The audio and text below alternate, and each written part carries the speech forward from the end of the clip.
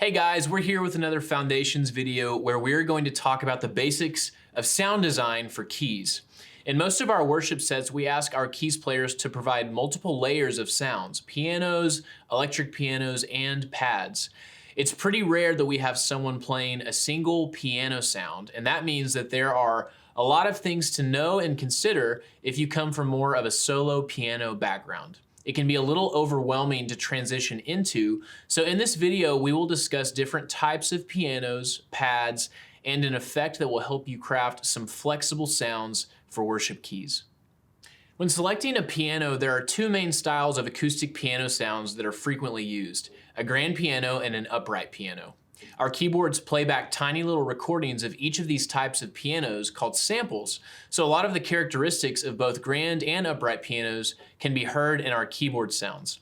And there are three general differences between grands and uprights that will help us decide which to use in a set.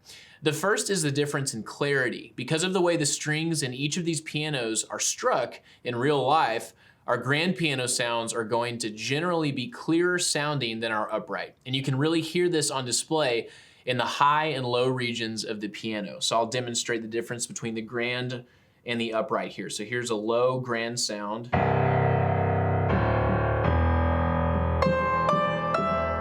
here are those same notes on an upright piano.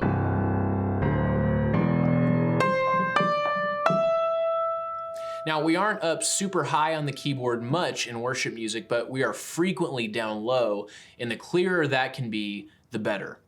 Now, the second difference between grands and uprights is their dynamics. Both pianos have different responses in feel when you play them, with grand pianos typically having a greater range between the loudest and softest strikes than the upright. So I'll demonstrate the difference between the grand and upright here. So I'm gonna play just the softest I can on this grand.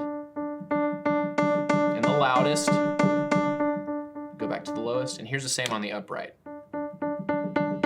And you can hear that the upright started out a little louder than the grand, and the grand had more range.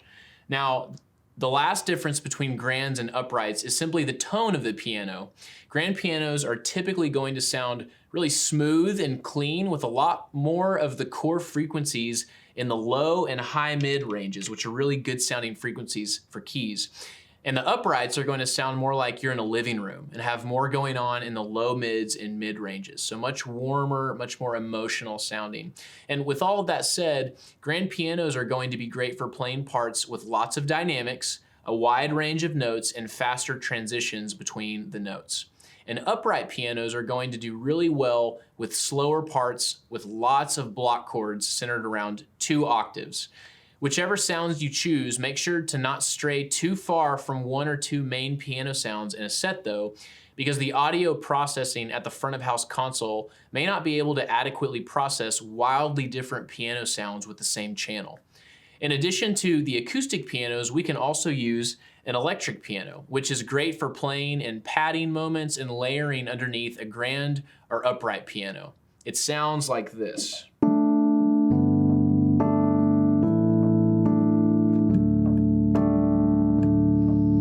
Here's what it sounds like layered with an upright piano.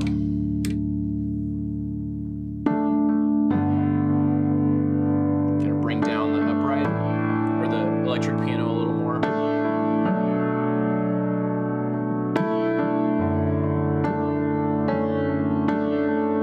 I'll bring out the electric completely. So there's just the upright.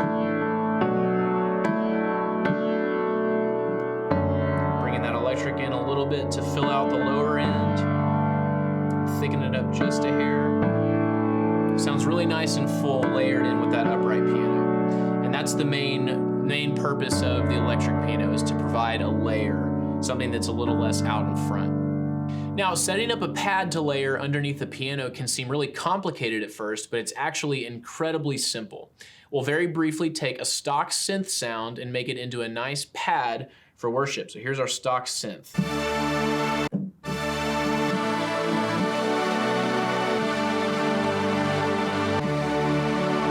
So that's what we're starting with. The first thing we're gonna apply is a filter.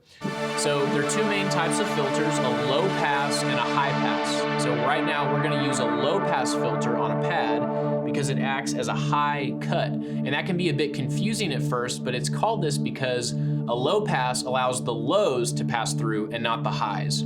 We'll close it down to a frequency right about here that sounds nice for padding, and then we'll open it up for bigger moments in the song. It's really simple. So that's our filter, and that's all we have to do. Now the next things we'll need to adjust are the attack and release values of the amp envelope of the synth. Basically, the attack is how fast the synth starts playing, and how fast it fades out when we stop playing it is our release. I like to keep my attack times pretty fast. So here's a fast attack time. So going into that next note does not take very long at all. Here's a slow attack. It's gonna be a bit more of a fade in.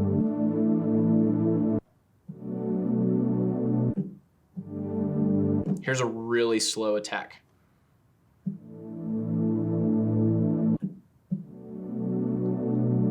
So again, I'm gonna keep my attack fairly fast so that it doesn't take me too long to get into my next chords. On the other hand, I like to lengthen my release times to a fairly slow time so that the notes fade into each other nicely. You'll notice with a really short release, there's a lot of space in between the next notes. When I lift up, it completely fades out. So if I lengthen the release time right at about 300, 400 milliseconds right now. So it's gonna fade out a little more. I'm actually gonna turn it up a little bit more to get more of a fade out. That's pretty nice, so I'm gonna test that out. Going to the 5 chord.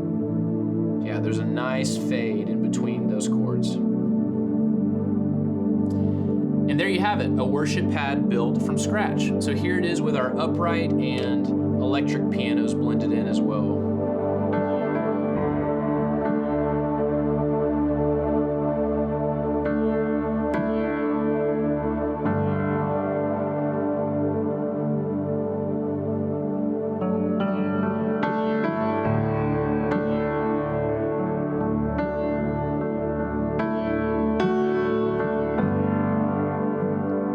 Now this is sounding nice, but adding some reverb will make it sound like it's actually being played in a physical space with reflections and depth. And there are 2 approaches we can take. The first is to just add a little bit of depth in the sound, and to do this, we'll add just a little bit of reverb with a short decay time. Now, decay is the amount of time it takes for the reverb to return to silence after being played. And short decay times are probably anywhere from half a second to a full second. So I'm gonna play our piano sound so we can hear the effect of the reverb. Here's completely dry. And I'm gonna just bring up the reverb slowly until we hear the amount of depth that we want in the sound.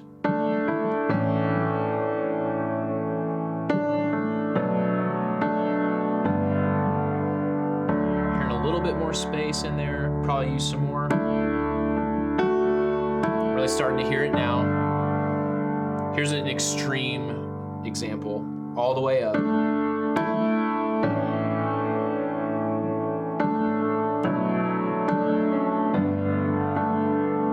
it's really masking the sound of the piano, so I'm gonna bring that back, probably to about halfway on this keyboard. Sounded pretty nice.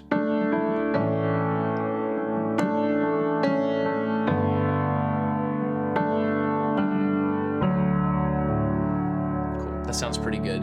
So the second approach is to make our sound a little more washy and ambient. And to do this, we will increase the reverb decay time to somewhere between 2 and 4 seconds. And we'll do the same thing and bring the reverb up from 0 until we hear the amount of wash that we want.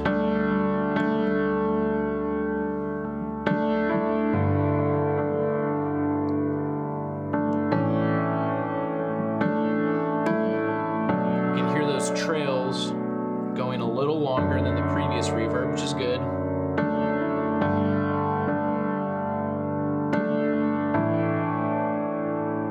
It's much more washy this time. Here's a lot of reverb. When I let go of the note, here's what the trails sound like. So it's a lot longer. So reverb is incredibly helpful, but it's important not to overdo it and completely wash out your sound.